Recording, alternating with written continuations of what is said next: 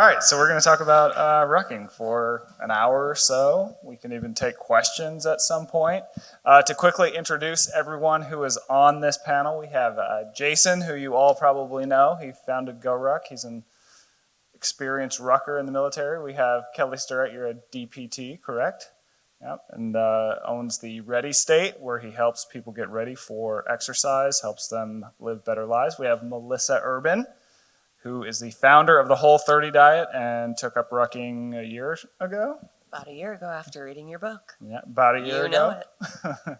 And then we have Richard Rice, who has a long and storied history in the military, maybe has rucked more miles than not only anyone here, but maybe anyone alive. So Than I would care to admit.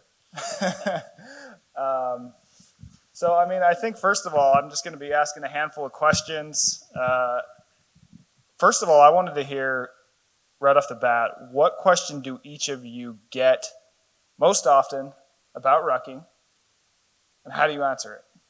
Do you all have slightly different groups of people that you talk to and work with, and what does that look like? Let's start with you, Kelly. People always ask me, if I ruck, will I get those calves? That's right. 'Cause the internet's full of lies. These aren't implants, Jason. They're real. Look at that. What we find is that people oftentimes are coming to wearing a ruck and exploring their neighborhood, and they just don't have the tissue tolerance, or exposes aspects of their tolerance or limitations of their previous exposure, and suddenly they're like, well, my feet hurt, or my calves are sore, or, I walk a lot, but I've never carried something a long way. And so it's most people are saying, like, how do I make the bad man stop on my feet? So it's a conversation about, well, what's the best way to prepare? And believe it or not, we want people to train for rucking. Rucking is a great entree by itself, but ultimately we see it as a standalone sport, and we always train for sport. How about you, Jason? Well, the evolution was nobody asked me anything about rucking for a minute because nobody had any idea what it was outside of the military. And my exposure to rucking, I had no idea. When I trained up to join the Army, I was running and, in the Globo gym with all the mirrors and doing all that kind of stuff. And I didn't really know what I was supposed to be doing. And then I showed up at basic training, and there was a rucksack, and that was the first time. There's only a couple rucks in basic training. And then once I went to Fort Bragg for the Special Forces training, that's all it is. You just live with that rucksack. It gets to the point where you feel naked without it. It's on your back so much. And so that was my introduction, like just learning the hard way of, so I had questions for other people, but it was mostly technique because I was already going to do it.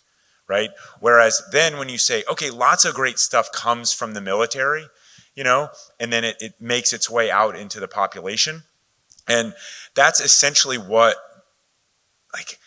the number one question we get is that is terrible, and it wasn't a question, right? Because the people who knew were military folks. Well, what you do in the military is you have 120 pounds on your back, and you're going and you're not eating, and you're digging fighting positions when you get there, and and it's just miserable. And so people associated that with rucking. And what we're saying is, how about 20 pounds, right? How about 30 pounds? How about walk more?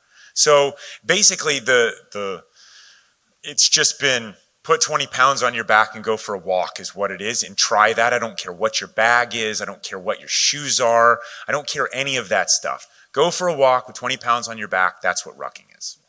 How about you, Melissa?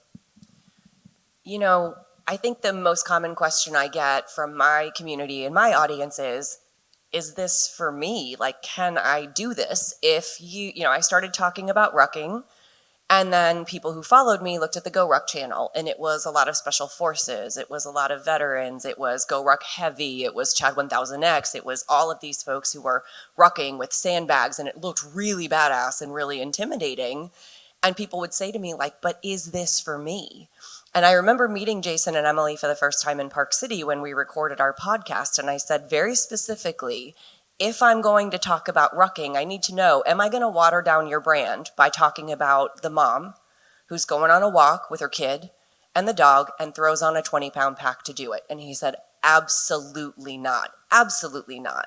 So I think the biggest question I get is this for me and how do I get started? And the answer I give is just put something in a backpack, whether it's a plate carrier, whether it's a backpack that you load up with some water or whatever you have around the house, like put some stuff on your back and just walk. And I really want to make that accessible for people because that's how I do it. I'm a mom and I throw my rucksack on when I walk to the park with my kid and the dog, and that's how I'm doing it. And I'm using it in the gym, and now I'm starting to use it for longer hikes, but I really want people to see themselves in the GORUCK community, and if they can do that through me when I'm out on a walk with Henry with my 20-pound pack, then I'm all for it. Right on. How about you, Rich? Wait. Henry? That's my dog. That's my I thought you poodle. named your pack. Sorry. Oh, no, but that would be cool. No, Henry's my dog. I think the biggest question I get asked is, Rich, why do you do it? Why do you put weight on your back and go walk somewhere? And to me, it's a really simple answer. It's because we've been doing it since we've been on the face of the earth. That's our normal state. We've always done it. Fast forward, in my military career, I always did it. I had the same thing as Jason. I went through training, and that's where I really learned to ruck. I had done backpacking and stuff as a kid. I enjoyed it, but I didn't really ruck, until I got in the military. But that's why I do it. The last thing I did in North Carolina before Jason tricked me into moving down here was I moved to an island just off the coast. All the people had basically moved there to die, unfortunately.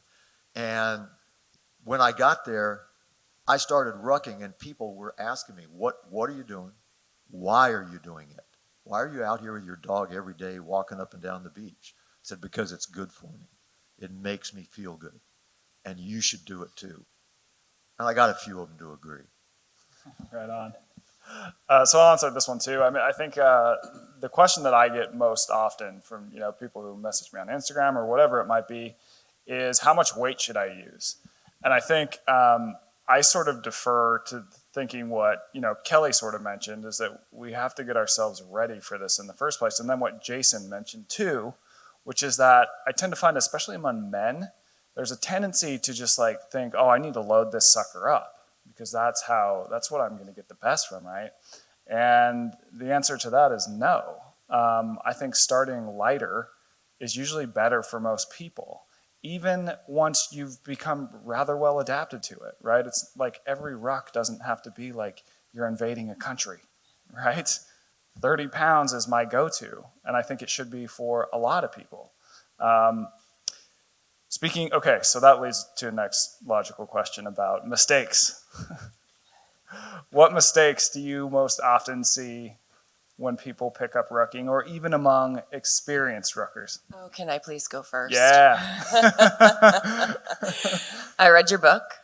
I immediately knew this was for me. I just get these flashes from the universe with certain concepts, cold showers and whatever. And rucking was for me. Went on the GORUCK website immediately, ordered my plate carrier, ordered the 20, ordered the 30. It came, and I rucked every single day for 42 days. Every single day I had that pack on my back. I was either outside rucking, I was in the gym using it, and I thought that it was something that I had to do every single day. And I thought it's only 20 pounds. Of course I can do this every single day. My shoulders were screaming. They were raw. I was exhausted. I consider myself pretty fit, and I was not prepared for that level of activity. So now I tell people, throw it on for 5 minutes around the house, take it off, let yourself get used to it. Go out for 10 minutes, take it off, let yourself get used to it.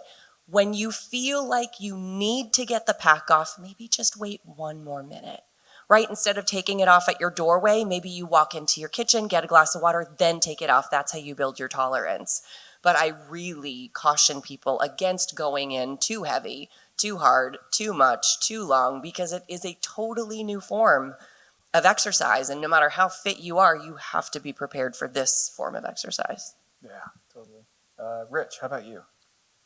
Well, I'll follow up exactly with what Melissa is saying. It took us a long time to figure out, as I went through multiple selection courses within the military, there is a coefficient of upper body strength that is required when rucking, particularly when you're rucking heavy weights. Everybody automatically thinks, okay, I put weight on my back, what's going to work is my lower body. And that it will, but you've got to have that upper body strength to do it. And it took us multiple times and multiple tests with varied weights to figure out how to do that. It is a good idea, too, to go back sometimes. Yeah, push yourself to 45, push yourself to 60, and then go ruck your dog with 20 pounds. Because all of it's good for you. Every bit of it hits a different aspect. How about you, Kelly? I think it was Maurice de Saxe, who was one of Napoleon's generals, said soldiering's in the legs, right? We've been talking about mobility of a nation, and we're looking at the loads that our soldiers are carrying in World War II. The Prussians have been talking about load and heat and its implications on the body. You're just not prepared for the exposure and the load of carrying something through your skeleton. It's very, very different, and it's the sustained load. I think the shock for people is that you can walk, and God forbid you actually walk up a hill with a backpack on. But the load and the demands on your plantar fascia and that system are real. And so you're hearing over and over again exposure. And then remember, the whole point of rucking is to disrupt your adaptation, your stimulus, your homeostasis, right? To have this stimulus adaptation and then to actually adapt.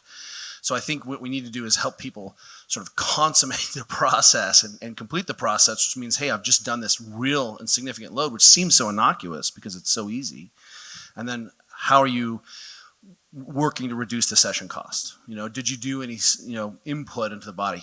Let's talk about now, hey, do you have the raw tissue health? Do you have the tissue capacity? Are you eating fruits and vegetables? Are you drinking water? Were you prepared to go do this load? And the sneaky thing is that it's so accessible, and then you think, well, I'm fit. And 100% of the people who pick up a pack for the first time think, well, I'm fit. And then they get smoked. I mean, it's universal. So that exposure. And then the last thing, which is just a PSA to everyone, wear a shirt. I got a new rucker for you, Kelly. You can ruck it shirtless. Well, thank you. Did that once. We will walk down to the GORUCK gear tent after this. And my friends were like, man, you and Juliet are wild. I don't know how you got those things on your body, but it's intense. It's rucking. The biggest mistake I see about people rucking is not doing it. And I think that, the real fight that I want to fight for is I want our people to be more active. And rucking is a very accessible way for people to be more active. You take a step in life, you become a little bit more active. That desire to be more active extends out elsewhere as well. Like, be more active. We're wasting our lives getting sucked through our phones, and we need to go outside. We need to remember that we have real bodies in the real world, and this isn't. We have global leading experts, and we can diagnose every bit of nutrition and health and physiological everything, but ultimately you're walking with weight on your back. Rucking 10 pounds while you're, vacuuming your house, or you're rucking your front lawn with 10 pounds or 60 pounds or 100 pounds if you're training for something in the Fort Bragg region of the universe. It's called rucking, but rucking with 10 pounds and rucking, it's not the same. And so the biggest mistake people make is to not do it because you're just not being active. This is a great way for anybody on planet Earth to be more active and to get stronger and to feel better. Yeah. Okay, so this is a question for you, Kelly. So if someone starts rucking, they just pick it up and go. What are you telling that person to do to physically prepare but what other things should that person be doing to ensure that they can flow into rucking as seamless as possible? Great points and a great follow-up. The first order of business is to do the thing. Not talk about the thing, not prepare for the thing, you do the thing. But as Melissa said, 10 minutes of the thing could be enough for your first exposure. So the first thing we need you to do is actually be under some load.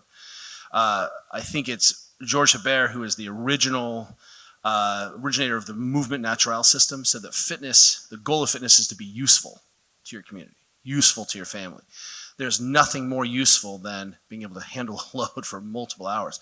And if you don't think you're preparing for this, here, have a baby, right? Have 2 babies, carry everything for your family. The reason I train, and this is old trope, is so I can make one trip from the groceries from the car to the house, right? One trip. And, I think if you go back and even look at the first piece of content I ever put up, the 10-minute squat test, it wasn't about let's mobilize to get in the squat test, or here's some secret squirrel program. Let's get you spending time in the positions that we value. Loading your spine in gravity and loading all the tissues associated with it is the first order of business. Then we can have the next conversation. So the thing that you need to do is start loading and then become curious about what your experience was. My low back felt stiff. My hips felt tight. Then we can have the next conversation. But the first order of business that you're saying is we have to fundamentally change our culture around being a little more active. And this is a way of turbocharging just non-exercise activity. So forget, do you need to ruck many miles or your 10,000 steps? Just wear it around your house. If you're, take your Zoom meeting in it. Let me know how that goes for you. Nerd. No, I've literally done that. Zoom meeting, treadmill desk, rucksack on. No shame. No shame at all. Nutritionally, Melissa, how do you think about nutrition and how it works into rucking? I mean, I think nutrition is the foundation of basically every health effort. My first book is called It Starts With Food, and I think for a few reasons. One, I think our emotional relationship with food is so incredibly impactful and affects literally every area of our life. But also, you want to plan your nutrition for rucking just like you would for every other area of your life. I have a 30-day, health reset based on the framework of an elimination diet. It's challenging. It's kind of an effort that you need to plan and prepare for. But when people ask me, what's like one piece of advice that you would give someone who wanted to start eating healthier, my answer is always just cook. Cook real food. If you are doing that, if you're going to the grocery store, if you're shopping for ingredients and you're cooking food, you're doing great and you're in great shape.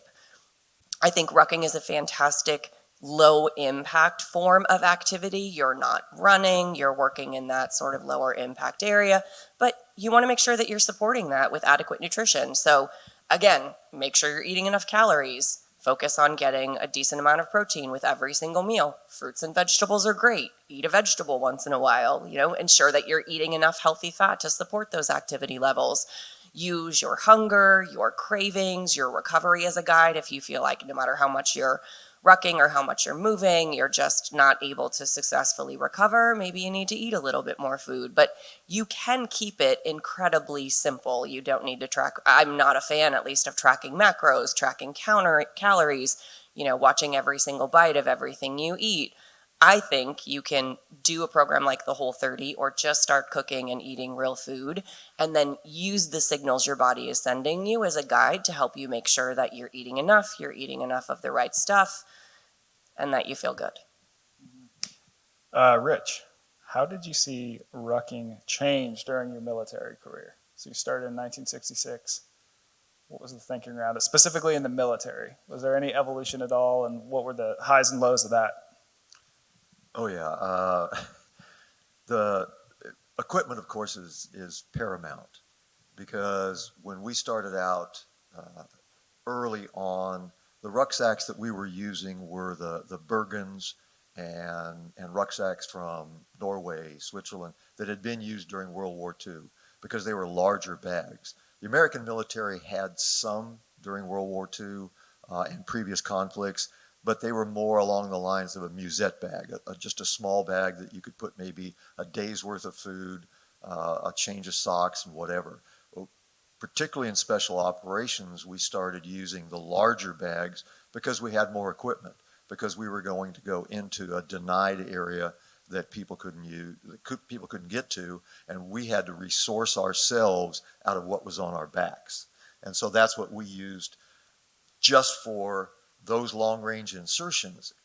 The bags they'd been developed by mountaineers, and mountaineers have a bit different requirement than the military does, because they're going for short hauls. They may go long distances, but they're going to do short hauls between stops.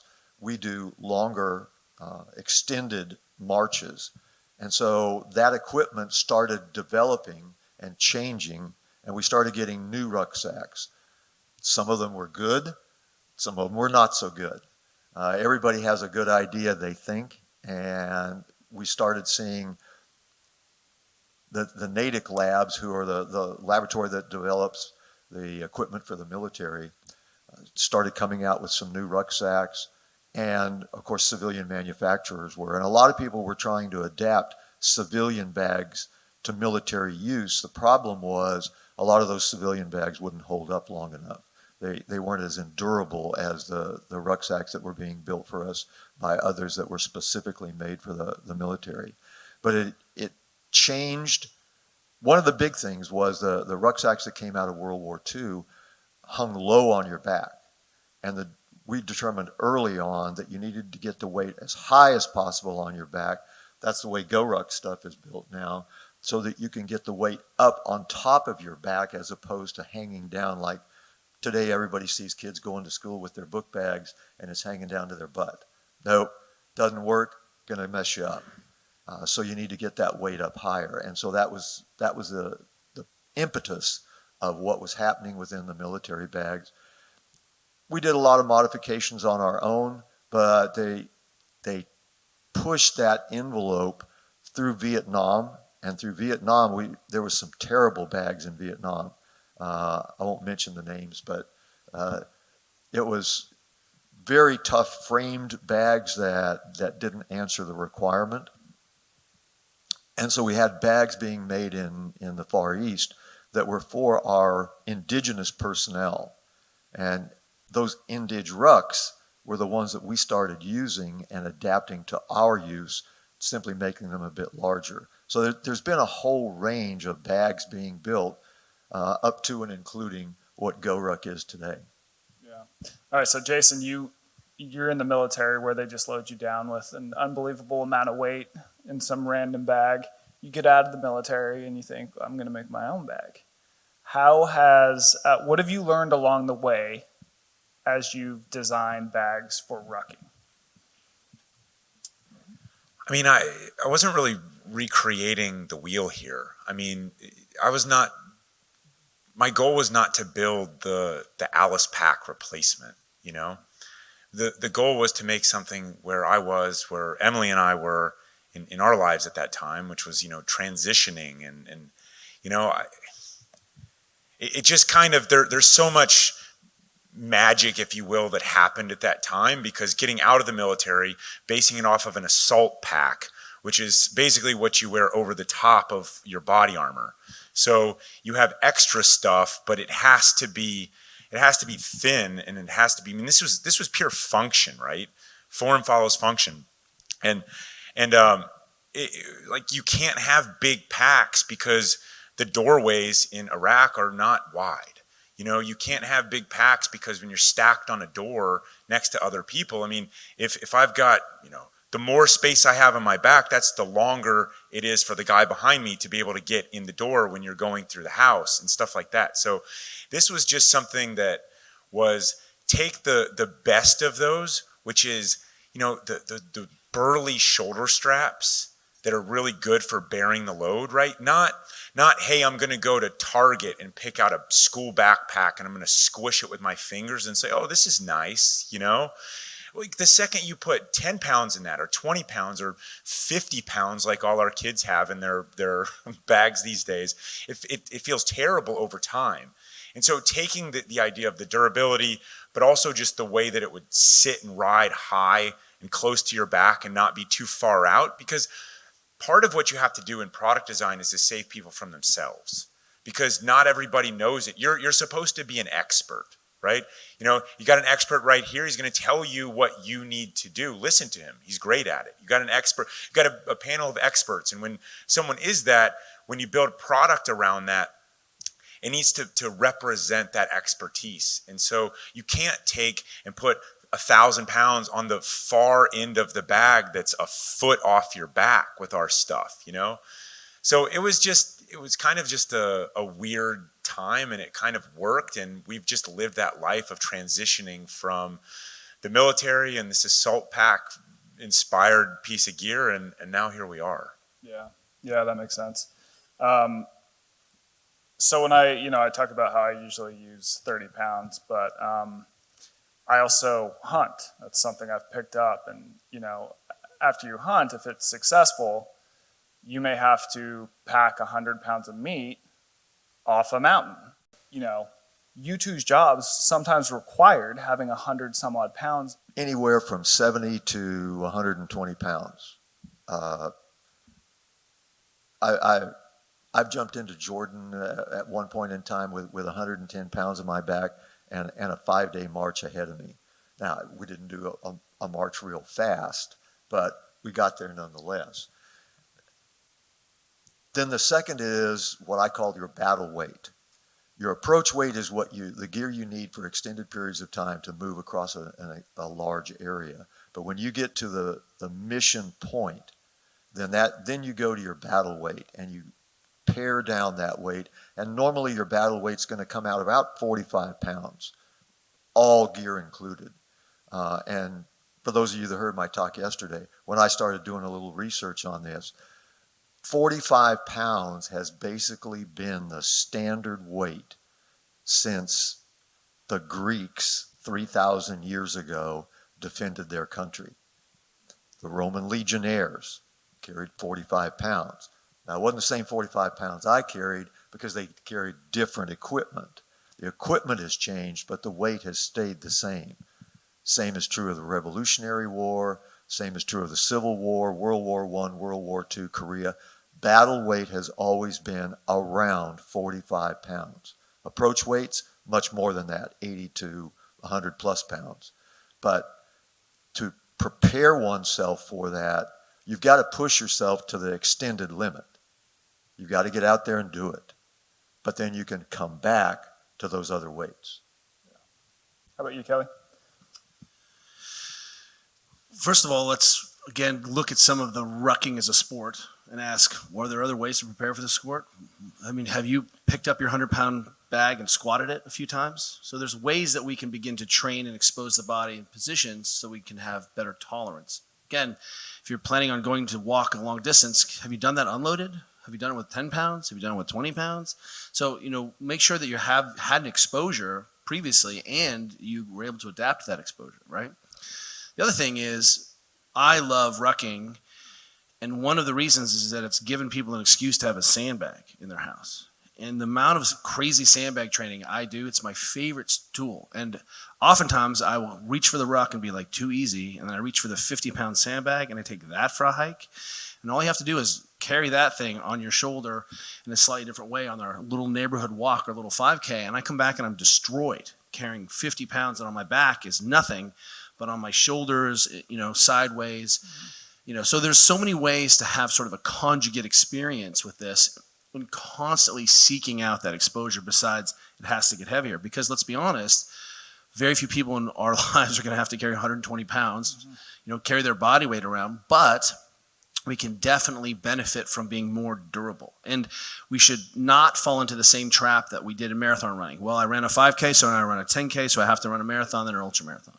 Well, now I deadlift, so I have to deadlift all the weights. And I have to squat, so the only way I can get better is if it gets heavier. There's so many ways to think about improving your experience or having a better outcome besides, is my ruck heavier?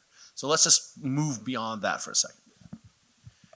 I think it does turn into what are your goals? And I had very specific goals, pass these courses or you don't get to live that life. And, I don't think there's a perfect way to tell someone to scale up to that much weight, except to say you have to scale up and listen to your body. And there's some personal responsibility that's a part of that. And if you push too hard, you got to learn how to back off. You got to remove your ego from these kinds of things. And I was terrible at doing that when I was 25 or whatever. But I knew that my final training exercise called Robin Sage, it's a 125-pound jump in insert, much like Rich, and except it wasn't 5 days, it was only 1 day, right? But you do that because you're going to end up doing that in the real world. And so, it goes back to how do you scale up? I mean, there's all different. I love this idea of the sandbag and it's different, it feels different, or I've got a standard weight. Mine is usually 45. I've rucked 4 miles to to work every day. Sometimes I'll put an extra 20-pound sandbag in there at night if I'm going to ruck monster to wherever, just to kind of go up a little bit. And if I know my body with this. And so if something starts to not feel right, don't push it. It's the same thing as we were having with the feet conversation, or the same thing. It's your shoulder, it's your back. It's all interconnected. So the follow up to you, Kelly, is like the interconnectivity. How do you best listen to your body when you're rucking? Because some stuff is, hey, I'm sore, and I've heard you talk about this, Melissa. Well, I'm sore. Okay, that's good, right? A little bit of soreness is good. How do we adapt and listen to ourselves better as we push the weight a little bit? Yeah, and I'll just add, I think this terminology of mission versus training came up a couple times. And sort of the way that I've had to think about it is that on the mission, which is, hunting or whatever it might be for you, but for me it would be hunting, I'm willing to accept a certain level of risk because I'm getting an experience out of that, right? And that is really what I'm valuing, and if I roll an ankle, well that sucks, but I rolled it in the middle of the mountain with 100 pounds of meat on my back, and that's a rad story, right?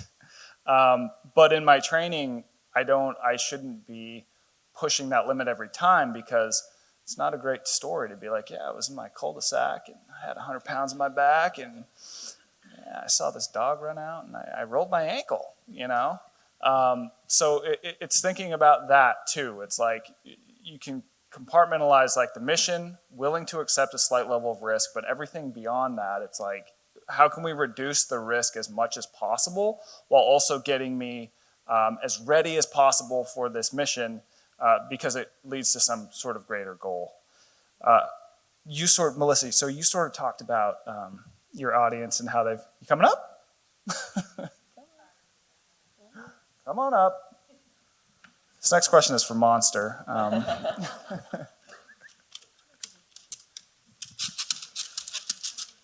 Good boy. He hears the word ruck and he comes. Yeah.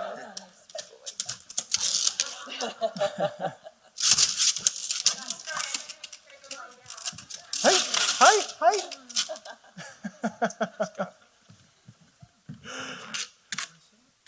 So, Melissa, you talked about, when you sort of took up rucking, you got questions from your audience. Can you talk a little bit more about that? And like, what are those conversations like? What are the main hesitations, and how do you get people started? You mentioned it a little bit before, but I'd just love to hear more about that.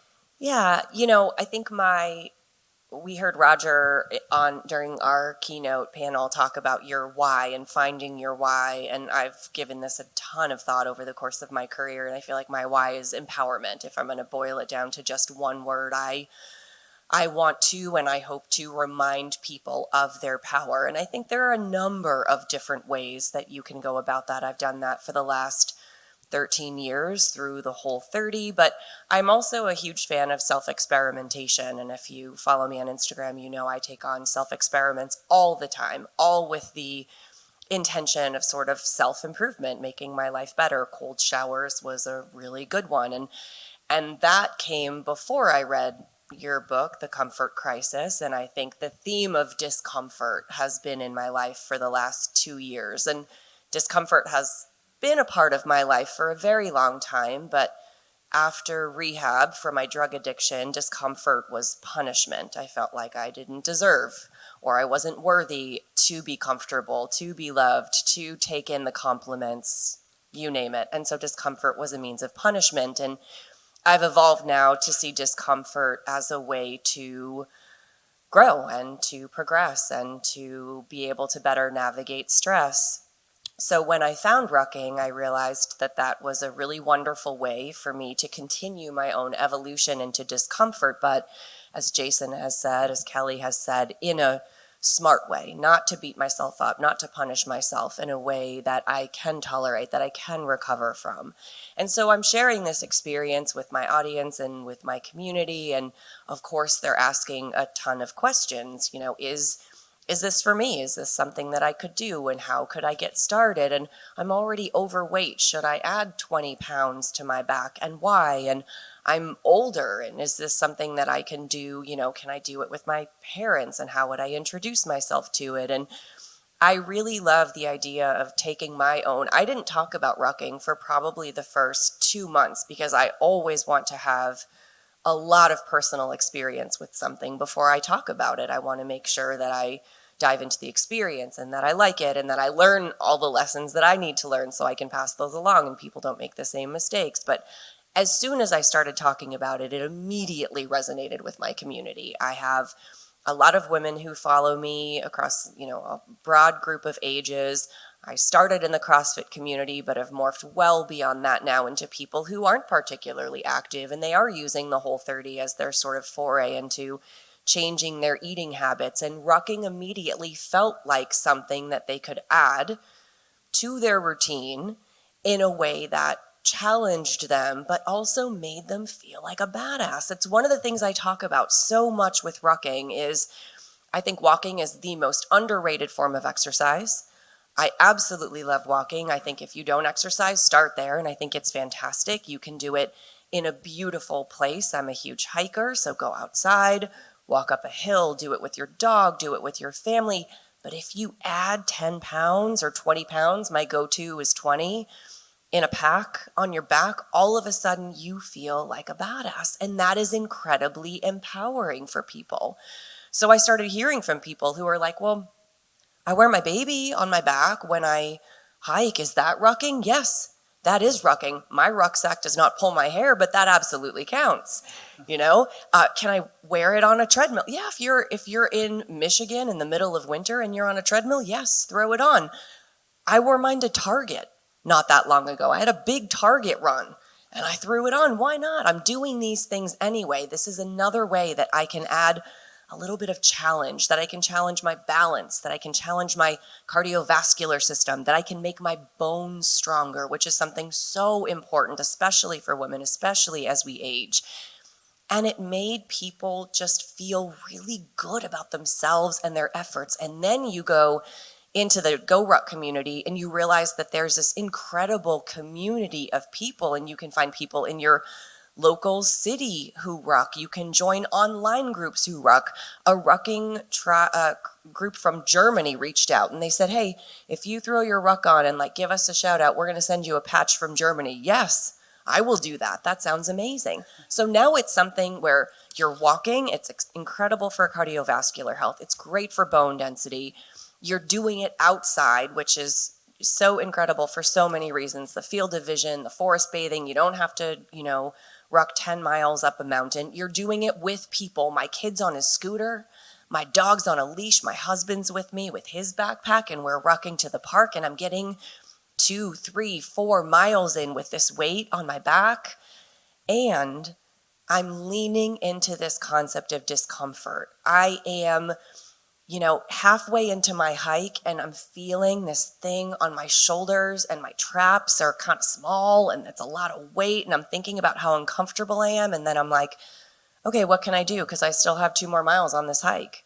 And all of a sudden I start talking to my son, or I'm running through a list of, things, or I start talking to God or whatever. And all of a sudden the weight disappears and I find that I can get through that extra mile, that extra 5 minutes. I do have a practice of when I'm done with my workout or when I walk in the door, I want to rip that pack off and I don't. I leave it on for the extra minute or 2 minutes, or I do a lap around my gym and then I feel like, okay, if I can navigate this discomfort, what else can I navigate? And these are the stories that I'm talking to my community about, and they're resonating because every single person can benefit from learning to be just a little more uncomfortable for a little bit longer, to feeling like I did something really badass today, and just to adding more activity to their day. As Jason said, there's so much about this practice that is winning, and the more you do it, the more you realize how much it expands your life. And this is what I'm talking about with everybody who asks me about rucking. Yeah. Wait, I have a question for the panel. Yeah. So we're all talking about rucking, and everyone out here can appreciate this. What's it called, that stoked moment where you take your ruck off? Do you have a phrase for that? Because you have to earn that moment.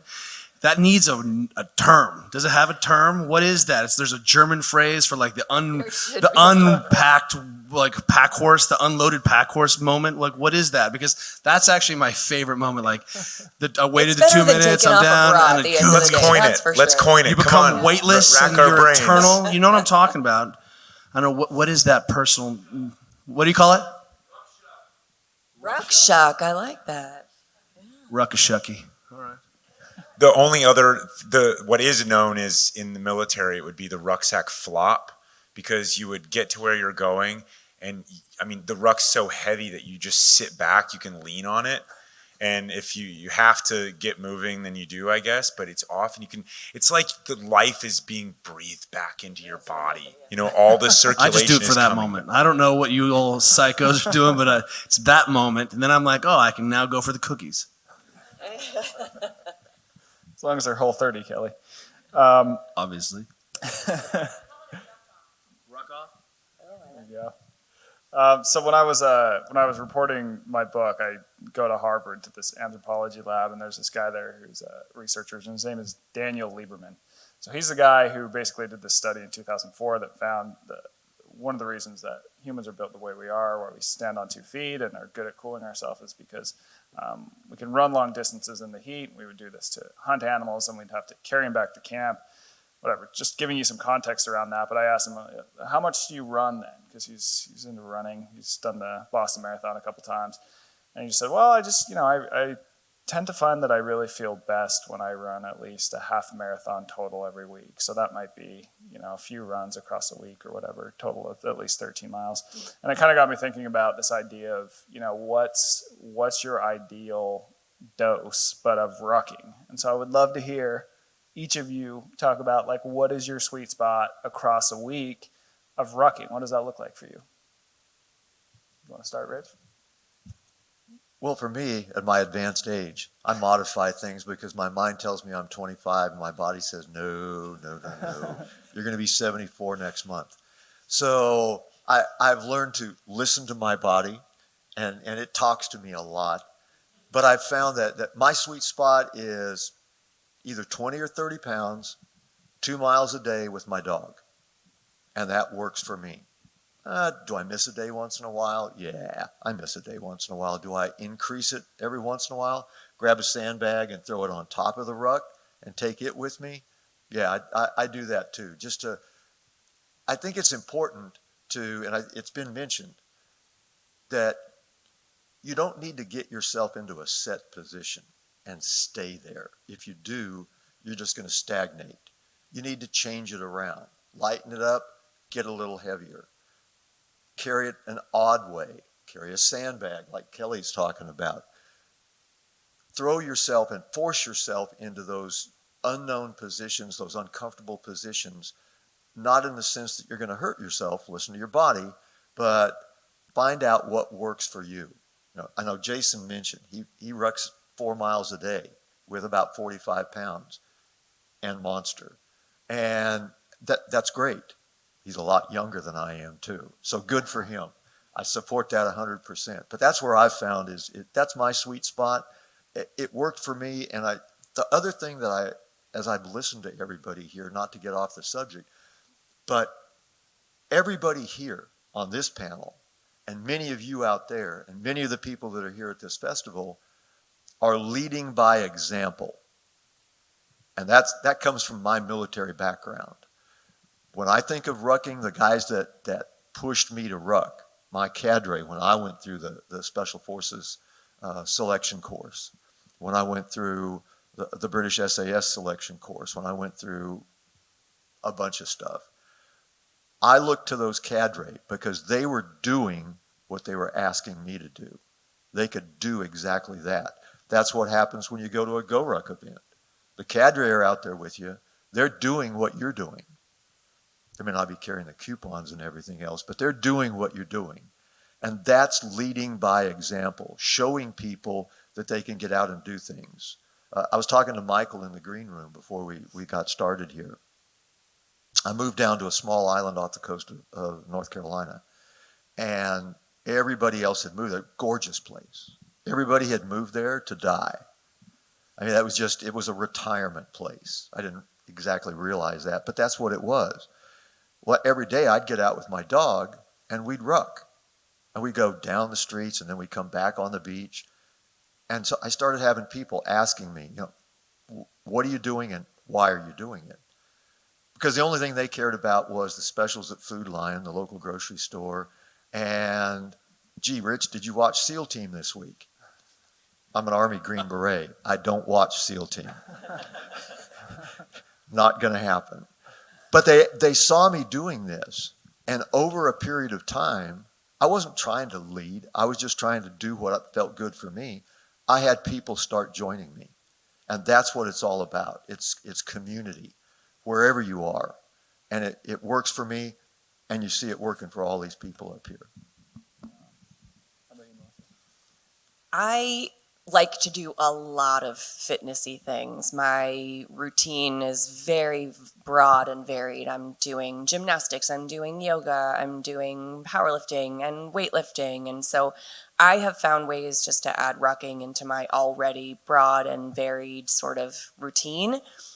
When I take the dog out for a walk, we typically do between 2 and 3 miles. We've got this really gorgeous off-leash trail through the mountains. We can take a whole bunch of different loops. I've done as much as 4 miles on that trail, but usually an out and back is around 2. If we walk to the park from my house, it's about 2. I will throw it on to walk the, third of a mile to go get coffee because I'm like, I'm going for a walk. Might as well throw it on. I use it in the gym very often. So I'll throw it on, I'll throw a bunch of weight on a sled, and I will drag that sled for an hour. I really like those single movement, just going. I'll throw it on very often for step ups, Chad 1000X style. I'll do that like on a random Saturday. And then I will throw it on if I'm doing stuff around the house. If I am I've got a walking treadmill under my desk, if I've got an hour-long Zoom meeting where I'm not presenting too much, I will throw it on. I have to keep it at a low speed because once I was presenting and I sounded very out of breath and it was, not a good look. But I don't really have a set number of miles that I try to ruck every single day, but I'll throw it on 2 or 3 times a week, and sometimes it's only for 15 or 20 minutes, and sometimes it's for an hour or an hour and a half. But I like to just, head out and do my thing and then think, can I add 20 pounds to this or 30 pounds to this? I'd like to expand the definition of rucking to any load that is not a dumbbell, kettlebell, or barbell. Let's start there. So first of all, I'm all about that GR2 life. That backpack has been with me a long time and is my favorite travel backpack. And you can pull it out of my dead hands. Even as I walk through the airport, I flip up my carry-on on top of my backpack, and I'm like, ruck, let's go. And people literally are like, I look like a maniac walking through, and I'm like, just like Hunter McIntyre. I look right here. Me and Hunter doing the same thing. A little slower on Hunter's part, but same thing. But I handle the sandbag, the uneven object, a lot. Anytime I can make that choice in training where I'm carrying something besides just walking the airport, I just want to expand people's definition of where we can go with this and what's possible with this as a means of making a durable body, of having those tissues be exposed. And it's really fantastic. I train my superstar daughters, and they handle the sandbags all the time. And if you ask my daughters what my go-to terrible finisher movement is, it's a sandbag thruster. Front squat to press with a sandbag, and I'm going to call that rucking because it's a load that they have to manage that isn't a barbell, that isn't a dumbbell, isn't a traditional kettlebell. So for me, rucking comes naturally to me since my time in, but I actually manage my fitness journey off the baseline of my step count. It's the only metric that I track at all. I've found that there is a direct correlation between that and how I sleep. And so the strength training and stuff, that I have to actually find community to do that for me. I don't get a lot of joy personally out of just working out by myself. I love to go for walks, hikes, rucks, call it what you will. And to give this guy some kudos, you were in London or something, giving some interview, we had never spoken before, and it was one of the first times that someone mentioned your name to me. And I listened to your video, and you talked about how cities are built on locomotion. These cities in London and New York, and you're getting people that are out and walking. And this is a baseline for human activity. Like, we need to walk more. And it's just not very sexy, you know? You say, oh, you need to walk more. It doesn't, it sounds like almost punishment or Tactical walking, is that better? Yeah, put tactical in front of everything, it's better. But it's like, you know, that was really kind of part of my journey of how can I live a more healthy life, is to make conscious choices and to lead an examined life and to say, am I moving enough?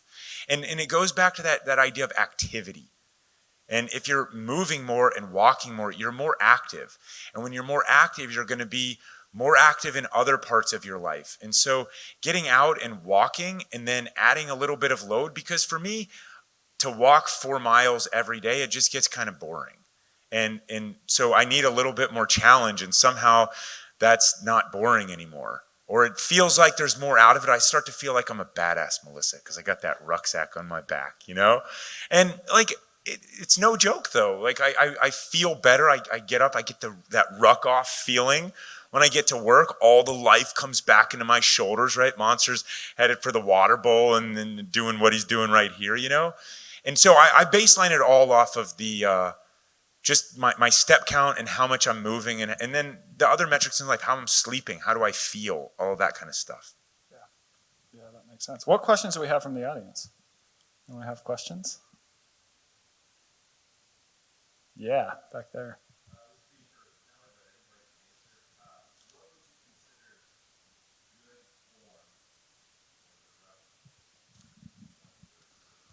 What would I consider to be good form with rucking? So, first of all, that there's no ideal rucking posture shape.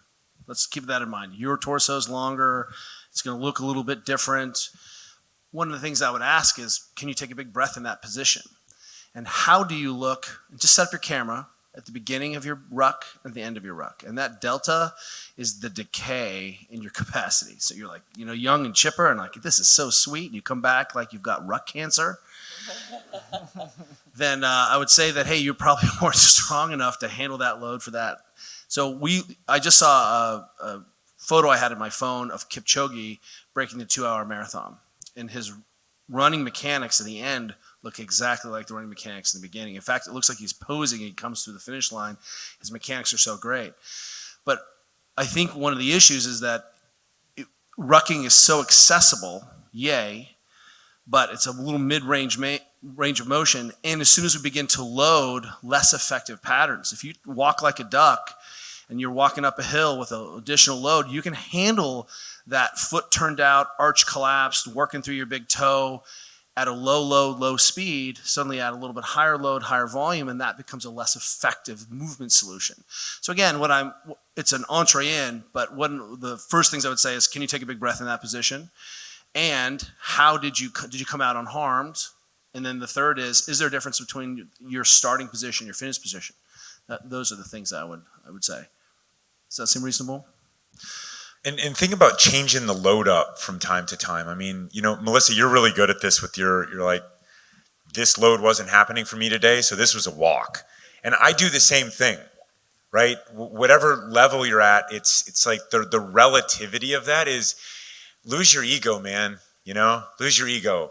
The 45-pound, by the way, I don't typically have a 45-pound plate. I have a 30-pound plate with a 20-pound sandbag inside of it, because I can easily take, because I'm lazy, I guess, I can easily take the sandbag out and just go 30. And it's like, because I know I don't want to, like, what's the point if you're going to do it poorly? What's the point, you know? What other questions do we have? Hi. Hi. This question could be for anyone who runs, but I'm directing it at Michael because I know he runs a lot. As a runner, I often find it's hard to reconcile the two. It's like you're either running or you're rucking, and maybe that's just me, but they're different movements. And I was curious, like, how do you combine the two in your exercise routine? Yeah, so when I ruck, it's usually with my dogs. It's like, I know I have to take the dogs for a walk. Why not throw on 30 pounds, right? And so that'll be almost every day for maybe 3 miles or something, because my dogs go crazy if I don't walk them, and they become very annoying. But running for me is once a week, and I'll do something longer. I think my body tends to do a little better, and Kelly can probably diagnose what's going on if the less I run, So, and I also find that I do them for different reasons. Rucking sort of adds a little bit more of a challenge to these things that I'd already be doing, and I will sometimes use it to prep for other activities I do. And running for me, it serves more of a almost like a spiritual purpose. I don't run for the physical element. Like when I go out in the desert, the point is to get really far out and just kind of lose myself out there. Now, the one downside of rucking is if I'm going to get that far out, it's going to take a long time, right? Because I'm not moving as much. So they're just two different things. But I do know that rucking is something that I can regularly do, and I don't have to worry about, oh, my knee feels a little weird. I'm going to have to read Kelly's book and see what's going on. Whereas running is something that sometimes I'll have some things that I have to work on around that. So it's kind of like balancing the two, and what is the purpose, and how can I best use them? Because I think one thing that often gets lost in the when we talk about these things that we consider exercise, have deemed exercise, is the psychological benefits. And I think that the speakers were talking about that yesterday, but it's like, what is the purpose of this? And I think that if you look at human history and how exercise has been used, oftentimes it was a spiritual thing. So you think about like the Tarahumara, they were running as a spiritual act, because something happens when you're in this sustained with your heart rate elevated, moving through nature, really can just like flow state right there, right? So that's kind of what I'm going for there. That makes a lot of sense, because runners like me, they've reached out and said, I'm trying to substitute rucking for running. However, it's taking up more time than I'm used to, like you're saying, because they want to go a long distance, but it's not the same thing. But I think using it for different purposes makes sense. If I might jump in for a second. One of the things that we're finding out is that we need a lot more zone 2 work to actually have this. It's about teaching your body to clear lactate. And one of the things that we see is that most people are exercising in this medium. They think it's really intense, or they think it's really easy, but it's really medium. So we see a lot of junk medium volume, when the research is really starting to indicate, especially around, we take menopausal, perimenopausal women, we need very high intensity loaded exercise, and we need a lot more zone 2 work. And if you look at how many hours of zone 2 work, low, easily can chit chat, effortless effort, like we're going to go run for 5 hours and talk the whole time. That's what I'm talking about.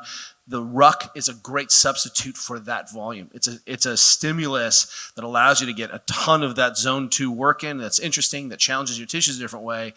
Low sort of cardiometabolic demand, simultaneously then you can go take those runs and actually make them higher quality. So you can do what we know as best practice, instead of I run 5K every day, I stopped adapting. So let's start running those 5K repeats at higher intervals, higher intensities, and we'll take that and get that zone 2 work. Instead of running, it's rucking.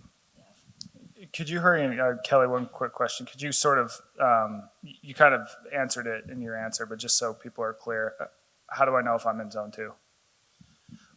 This is just a general way of saying we're looking at not at that inflection where you're starting to create a lot of lactate. So you should be able to breathe easily in and out through your nose. That's you should be able to casually talk. It should feel like low load effort. It's ridiculously easy. We're just not getting enough of those miles.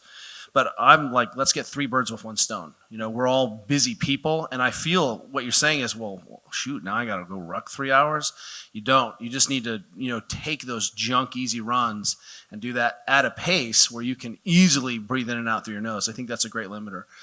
In that nose breathing casual load, and your respiration will change a little bit, but that would be an easy identification if you weren't familiar with sort of heart rate zones.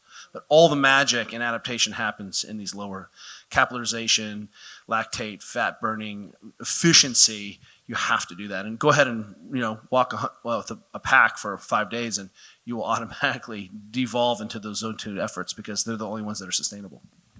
I want to add on to what Michael said about how certain forms of exercise are more spiritual or more meditative. And, you mentioned people who love to run and for the joy of running. I hike a lot. I am an avid hiker, and I call hiking going to church. That is where I feel like I can drop into my body. It's where the chatter in my mind stops. It's where I can be still. It's where I can talk to the universe and God. It is an incredibly important and spiritual practice for me.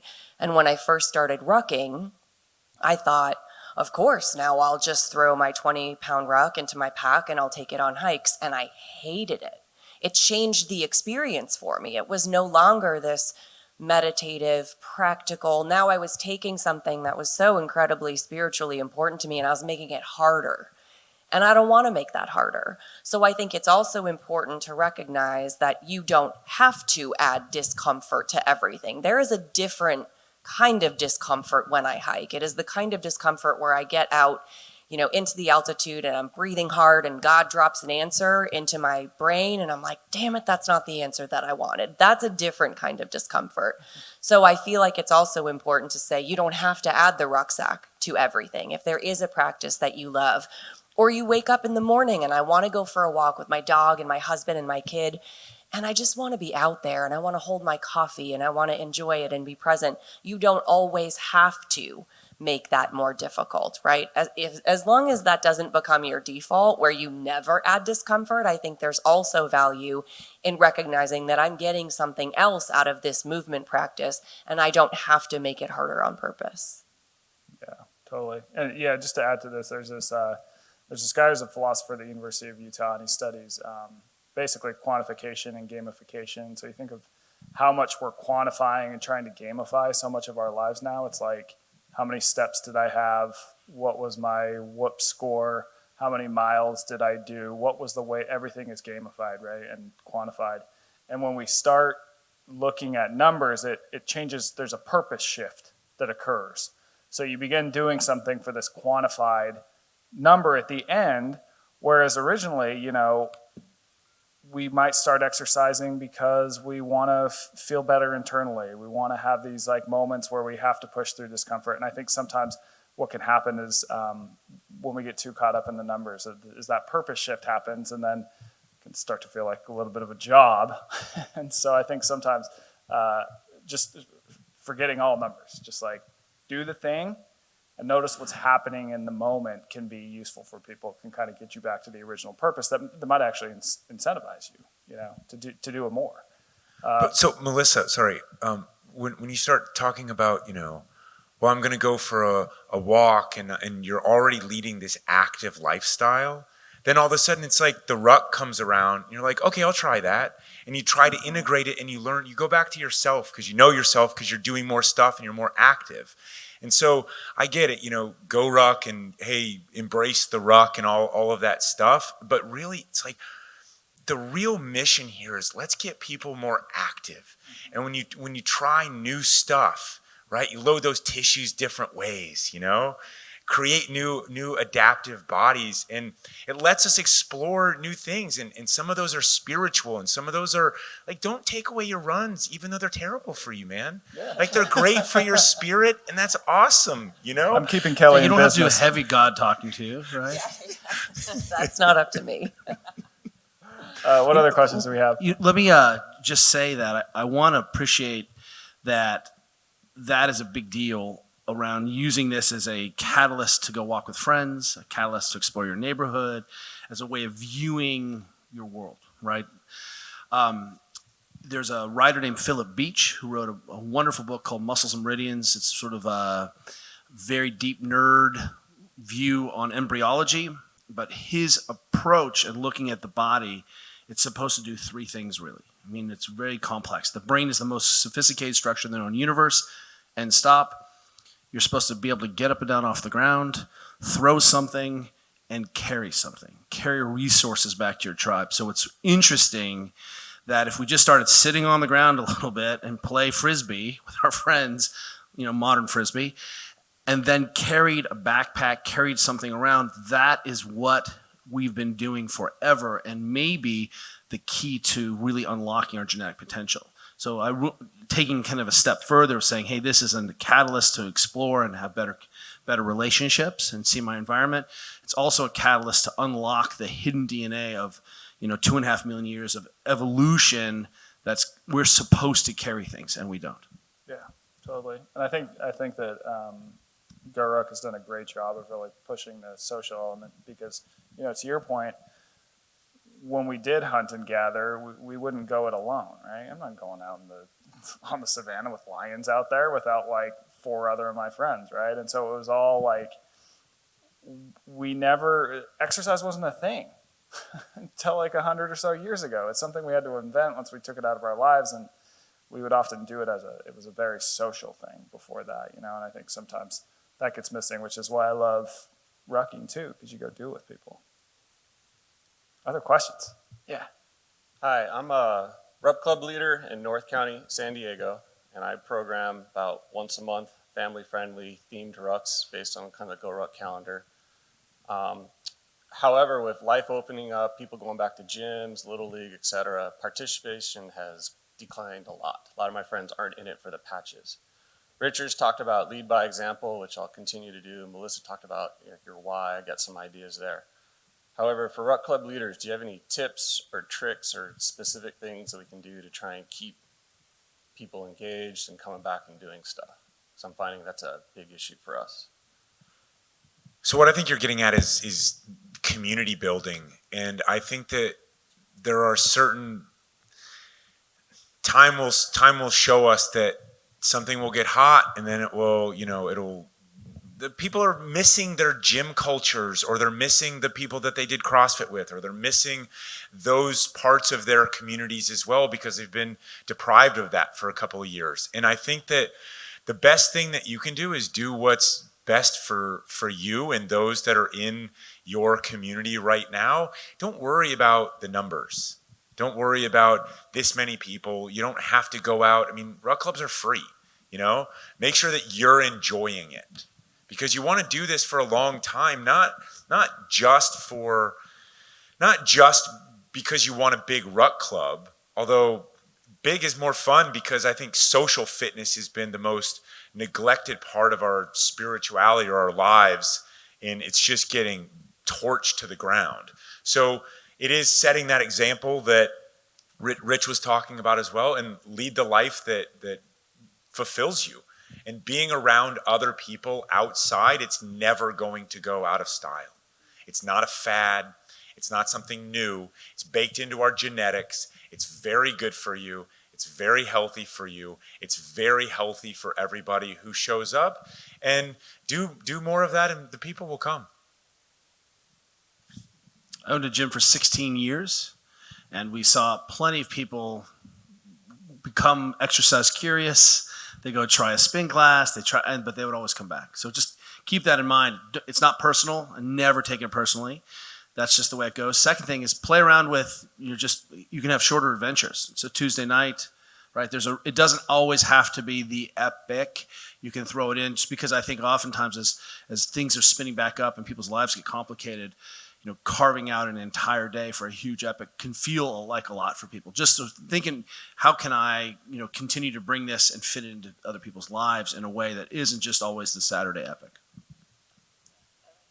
I also like the idea of, kind of maybe having some niches. So maybe one of your sessions is like ruck with the kids, so that everyone knows what they're going to expect. If I'm showing up for my fitness for the day, and then everyone else around me has like their kids in strollers or their 5-year-old, I now realize that like I'm not going to get the workout that I want. I have a 9-year-old. I know how that goes. But if you have these days where it's like, hey, we're going to show up at 5 p.m., we're going to ruck for a half an hour, bring the kids, bring the family, or maybe one day is like walk with your dog day. But if you set up different kinds of activities so people know what to expect, where it's not maybe, and then maybe one day it's the hardest and heaviest thing that you can do. We are going to go for an hour. You're going to bring like your challenge weight ruck, and we're going to move and set up expectations. Because I think sometimes if somebody shows up expecting one thing and then gets something else because it's just sort of a free-for-all, it can feel a little disconcerting. So maybe consider throwing in some more niche events now and again. To follow on that, and this gets a little off the subject, but it comes right back. Try other things. Go out and find someone that's running a yoga class and invite them and their class to come and participate with you and teach you yoga, and you teach them rucks. One of the things that really got me aware of yoga was I was on a particular team at Fort Bragg, and one of the team wives was into yoga. And she was like, yeah, you guys should do yoga. And we're like, no. And she said, yeah, you really need to. And she just kept at it and kept at it. And finally we did it. We tried it. What we found was, after doing yoga, our shot patterns decreased from about 10 inches to about 5 inches. Because we were activating different parts of our body that allowed us to hold weapons better. It allowed us to focus better. And we found that when we started doing assaults, we couldn't quantify it, but we figured out that we were actually processing data in the moment during an assault faster, and we could make faster decisions based on what we were processing. It's tactical yoga. It's just, it's amazing. To add tactical in front of everything, right? But it's tactical yoga. But go out and find somebody. You'll introduce some folks that have never done it before, and you'll find some good stuff for yourself. What other questions we have? Okay, it's a little bit more involved than his, but I want some tips. You've got people that are already engaged, but what about the friends? You lead by example, and you have two types of friends. You got the ones that are like, oh, I could never do that. And then you got the ones that are like, yeah, I'd love to do that. And then when you get a hold of them, they're like, oh, yeah, sorry, I can't. I want to challenge my friends in my community to join me in my fitness journey. It's hard to do so. What tips do you have to get people that don't do anything excited about it? Can we start with the behavior change master? I was just going to say, I mean, I get a lot of people who are like, I did the whole 30. It absolutely changed my life. I want everyone in my life to do it. How can I? And I'm like, oh, but you can't. You can't, right? If you look at the stages of change model, if people are in that sort of phase where they're contemplating or they don't even realize that there's an issue that rucking might solve, whether it's the social aspect, the more activity aspect, the cardiovascular aspect, it's very hard for you to get them to do that. The only way to do it is just lead by example. And so you put yourself out there, you put your ruck on, and I want you to talk about rucking from a variety of perspectives. So I ruck because it makes me feel stronger and it gives me a better cardiovascular load because I don't do a lot of cardio in the gym. But if that's the only way I'm talking about it, there are a ton of my friends and family that aren't going to see themselves in that story, right? So if I'm talking about it as, I've just been feeling like a little bit down and I'm really struggling with like all the COVID stuff, but when I ruck, it gets me outside for 20 minutes. And like, I may not want to go outside, but the minute I get out and walk, I just feel so much better. Now you've snagged somebody else's interest who hears themselves in that story. If you're like, as I get older, I find I'm just not picking up as much weight. And it just, I don't want to go into a gym. I'm not like a gym person. I don't want to go in amongst all the meatheads and pick up a barbell, but I can put this weight on my back and it's really good for my bone density and it's making me stronger. I can feel it in my hips. I can feel it in my core. I can feel it in my shoulders. Now you're talking to somebody else. But it's always leading by example. It's not this pressure. It's not this, I think you need to do this. It's not, I think you should do this for this reason. You're sharing from your experience from a variety of perspectives and you're meeting people where they are. And if they want to come for a walk with you and they don't want to put anything on their back, cool. That's where they start. But you're gonna always have to lead by example, and you can never convince somebody that they absolutely need to do something until they realize that there is a problem. They've moved past that contemplation stage. They've moved past the preparation stage, which can take years, by the way. You might have friends who go, yeah, I think rucking would really solve it. I think I could really benefit from it. And then they just never actually do it. And moving them from that phase to the next phase is not something that you can accomplish for them, but you can absolutely lead by example, vary your storytelling, and try to meet people where they are. And I would add one more layer over exactly that. I love that storytelling piece. Is what keeps people from doing what they say they need to do? Some barrier, a barrier to adherence. Well, I don't have a ruck. That means I have to go buy a ruck and I have to go practice this. But if you show up with 2 rucks and you've limited that and all, I'm like, no, I'll put it on for you, Melissa. Right? Like I just take all the barriers out, and when you're tired, I'll carry it back for you. Suddenly, there's no reason why, because there's 1,000 reasons why that behavior will never happen. And if you can shorten the distance between that and that behavior being done, then we see those behaviors be a lot stickier. Oh, but I want to add one more. Do it. Because what often sounds like a logical argument is actually an emotional argument, and you will never win an emotional argument with logic. So sometimes you bringing the extra pack, somebody saying, well, I don't have a ruck, I don't have a pack, and you go, I have one, I'll bring it for you, and then what happens? They come up with another reason why they're not quite ready to do it. So there might be another piece of having this conversation that's not necessarily about the logical, it's about the emotional. People have all kinds of scars and trauma around exercise. Maybe they went into a gym and somebody made fun of them for what they were doing. Or maybe they look at you and they go, yeah, okay, you're super fit. You're really confident. It's really easy for you to do this. But what if I get out there with that pack and I'm sweating and I'm breathing hard and I can't carry it for more than 5 minutes? Have those conversations as well.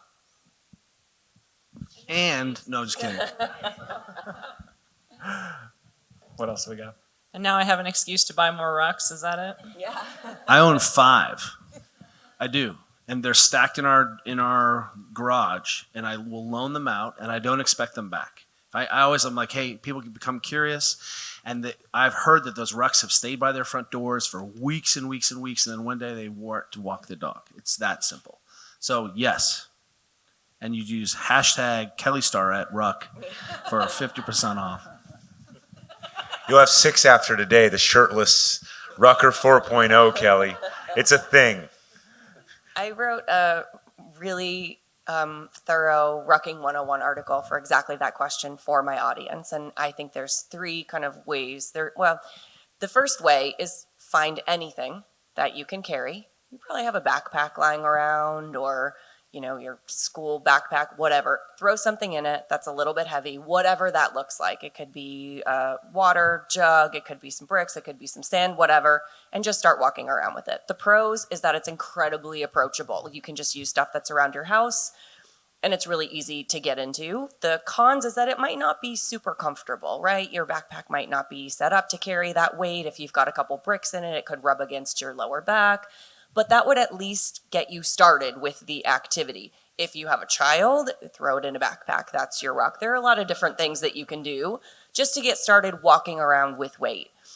If you do that and you find that you really are enjoying it, then I would absolutely level up to a GORUCK. I use the plate carrier the most. It's the leanest, it's the narrowest, it's the most comfortable on my relatively narrow shoulders. I use it if I don't need to take extra layers with me or water. I can wear it with a hip belt. So with my hip belt, it goes the dog treats and the poop bags and my phone and whatever else I need. But it's a really easy and very comfortable, surprisingly comfortable way to add weight. I tell people always start with a low weight. Get a 10-pound plate and a 20-pound plate. And maybe you start, again, for people who are maybe smaller, start with the 10 pounds. When that feels easy, go up to the 20. I had a few girlfriends who were like, I'm strong, I'm fit. I just ordered the 30. And I was like, girl, I am so sorry that you made that decision because the 30 weighs twice as much as the 20. I can't explain the science, but it does. But the same thing for you. Set yourself up to succeed. If the first, ruck that you try is 20 pounds on your shoulders, it's hard. And you might think I'm not built for this. You might, the negative self-talk might start. So set yourself up to succeed. And if you have this eventually big collection of stuff, I've now got a couple plate carriers, I've got a couple backpacks, I've got a couple sandbags.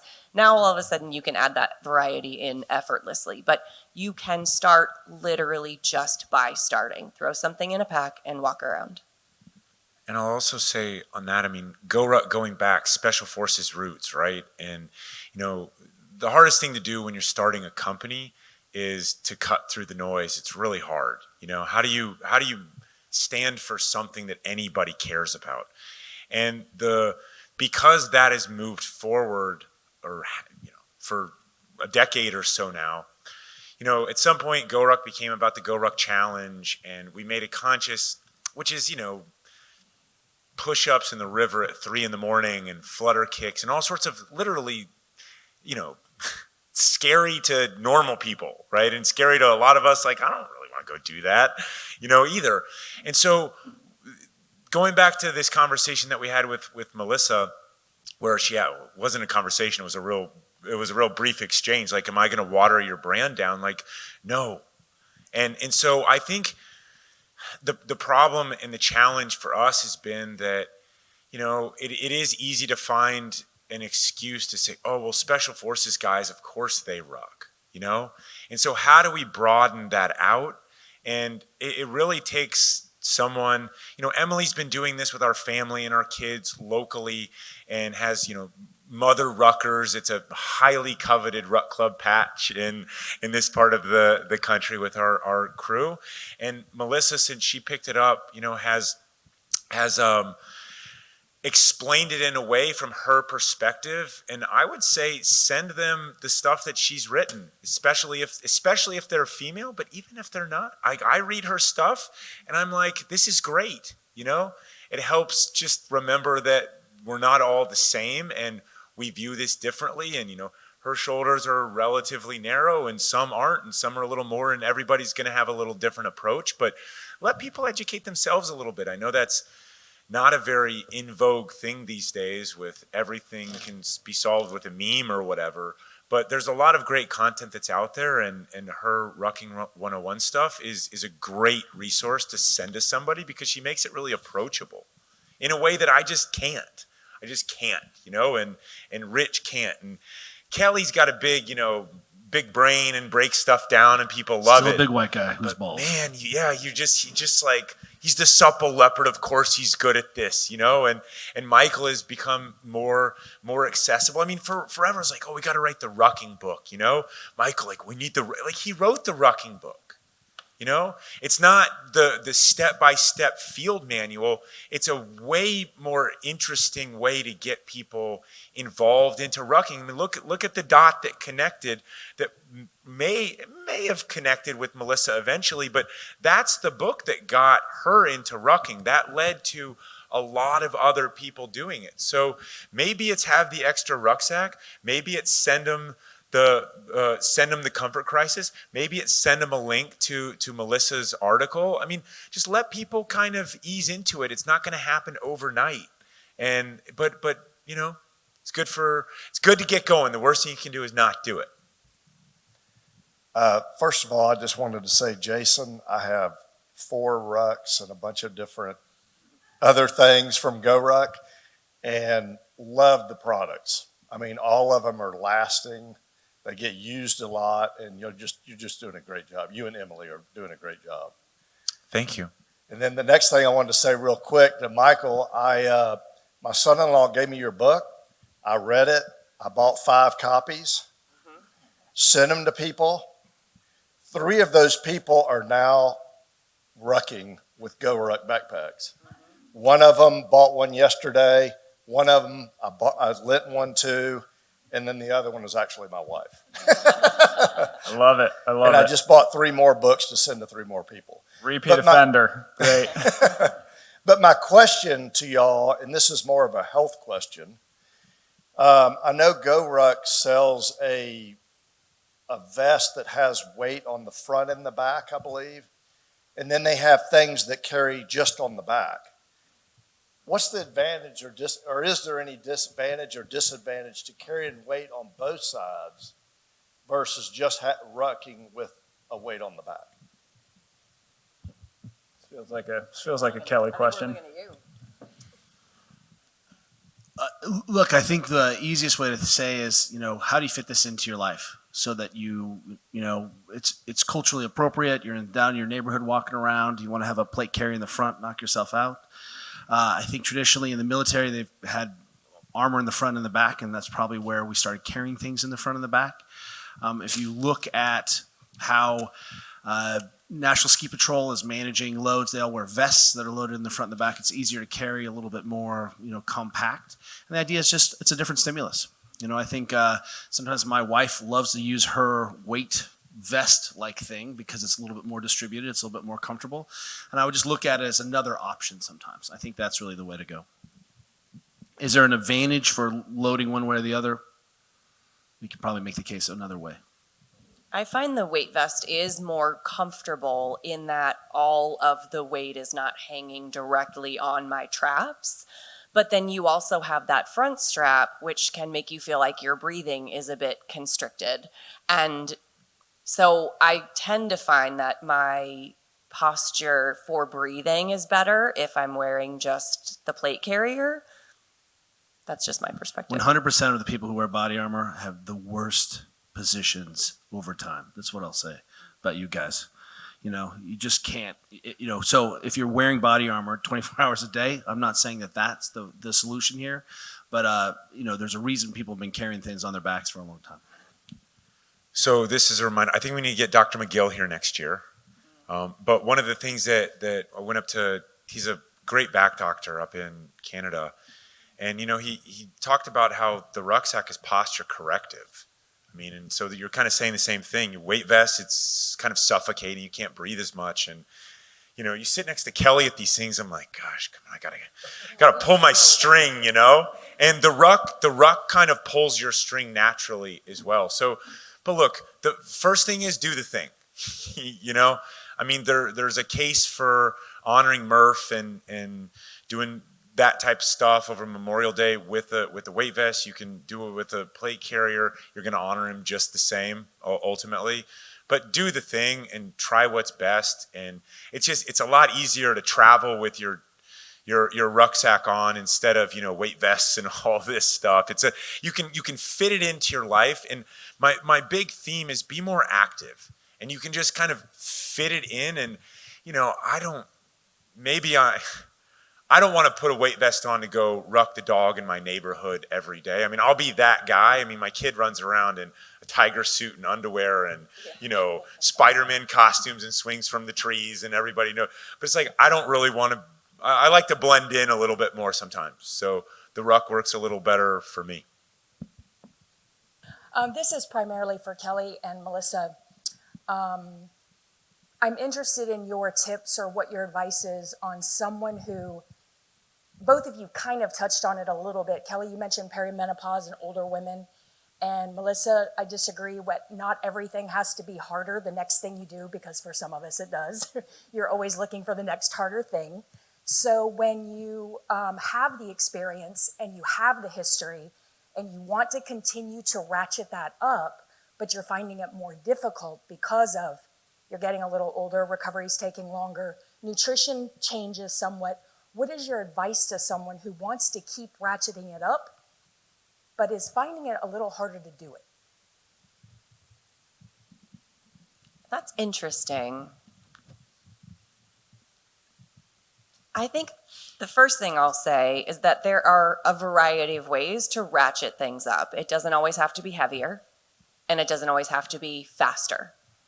So one of the things that you could do is change your environment. Rucking on a paved path is very different than rucking on a trail, where you are conscientiously navigating uneven terrain and rocks, and maybe you're climbing a little bit here and there.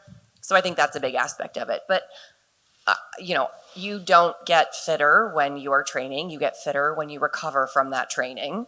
And if your intention is to continue to ratchet it up, then I think the most important thing I would say is, cool, what are you doing to ratchet up your recovery processes? Because one has to live with the other. So if you're finding it more challenging to ratchet it up, maybe it's because your recovery isn't keeping pace, in which case I'm like, cool, what are you doing? What does your sleep look like? Are you sleeping 8 hours a night? Are you, practicing good sleep hygiene before you go to bed? Are you keeping your go to sleep and wake up windows relatively consistent? That's going to go a large way. What does your nutrition look like? Are you taking in adequate calories to support that activity level? What does your stress look like? Because you can't, out exercise your way out of a difficult and stressful existence. So are you practicing things like breathing exercises, meditation? What kind of active recovery are you doing? And I'm not just talking about rest days. I'm talking about foam rolling and mobilization and making sure that your joints are ready to support all of that movement and that your mobility is really good. So I like the idea of continuing to ratchet it up, but that might look different. Or at least for me in my 40s, it looks very different than it did in my 20s. In my 20s, it was just, I could do it 2 a day. I could go twice as long. I could throw more weight on this bar and kind of figure it out. Now, as I'm older and I have more responsibility and I have a child and it is a little harder to recover, my ratcheting it up just looks a little different. Maybe it's adding a different kind of stimulus into the environment. Maybe it's adding a form of training that you've never done before. Have you tried yoga? Because yoga is hard in a totally different way and in a very challenging way. So think about it not just in terms of harder or faster or heavier, but how can I add a different form of stimulus and how can I make sure that I can adequately recover from that stimulus, because that's how you can continue to make it harder in the long run. That's it. Nothing? You got nothing else to add? I got something. Of course you do. One of the things that I think we set for ourselves erroneously is that you can't go have big adventures. I turn 50 next year. You can't continue to refine your skill. I'm no longer the strongest, fastest, quickest person in the room. I'm just too old for that. But I can be the most skilled, the most, have the most experience. So Juliet and I are huge fans of consistent before heroic. That is a real big deal. And that's a way of actually changing volume and seeing if you can handle those things for the next big thing, being more consistent and adding in volume consistently. The second piece is that we're huge fans now of what we call adventure fitness, where we are training and using our fitness for a goal to go have an experience. My bucket list this last year was to go paddle the Zambezi River. I paddled in a big water down in Zimbabwe. It was 30 kilometers a day. It was gnarly. It was super scary. I was gripped the whole time and sore, and we were like, I think we're too old for this. But it was a way of saying, let me go ahead and test my fitness I'm going to do a 222-mile gravel ride this year. I have a 24-hour mountain bike. And so I put those big events out for me. It gives me something to train for, but it also ends up being a truth detector about my processes, because it's easy to be, all of us are like, we're fit, we exercise regularly, you can have a margarita and you can eat a little bit and watch Netflix a little bit, but when the time comes to really start to be able to do the kinds of volume, my eating has to be on point. I have to sleep, I have to do these things, otherwise I can't keep up with that. So again, sort of defining what that means. Be more consistent, and then put an adventure fitness where you get to use your fitness for adventure. A big backpack, and all of a sudden you're like, wow, this rucking really works. This is easy. Does that help? Right on. All right. Well, thank you all for coming. If you have more questions that we didn't get to, I'm sure we're all relatively approachable. So yeah, come say hi, ask a question, and do our best to answer it. And if one of us can't, I'm sure we can refer to the other guy. So thank you, everyone. Thank you. Thanks.